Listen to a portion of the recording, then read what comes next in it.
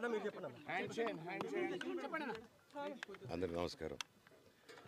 నేను ఆస్తి కోసమో డబ్బు కోసమో ఈ పోరాటం చేయట్లేదు. ఎందుకంటే ఇది పోరాటం కూడా కాదు, ఇది ఆత్మగౌరవానికి సంబంధించింది, నా భార్య పిల్లల సేఫ్టీకి సంబంధించింది. ఇది నాతో ఒక మగాడిగా నాతో డైరెక్ట్గా వచ్చి నాతో ఏం చేసినా పర్వాలేదు. నా భార్య పేరు ఇంక్లూడ్ చేయడం, నన్ను తొక్కేదానికి నా 7 నెలల పాపని ఇంక్లూడ్ చేయడం, నా బిడ్డలు ఇంట్లో ఉండగానే అలా బిహేవ్ చేయడం కరెక్ట్ కాదు. ఈరోజు పోలీస్ దగ్గరికి నేను వెళ్ళి ప్రొటెక్షన్ అడిగాను. నేను మొన్న వచ్చి అడిగినప్పుడు మీకు అన్ని ఎవిడెన్స్లు ఇస్తాను. ఎస్ఐ గారు ఇక్కడి నుంచి వచ్చి నేను ఇస్తాను సార్ ప్రొటెక్షన్ చూపించాను. బౌన్సర్లు అందరూ అక్కడికి దాక్కున్నారని చూపించాను.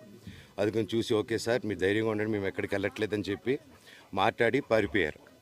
ఇప్పుడు కానిస్టేబుల్స్ వచ్చి నా మనుషులను అందరినీ భయపించి ఇప్పుడు వాళ్ళ పేర్లు తీసుకొని బెదరగొట్టి మా మనుషులు పంపించేసి వేరే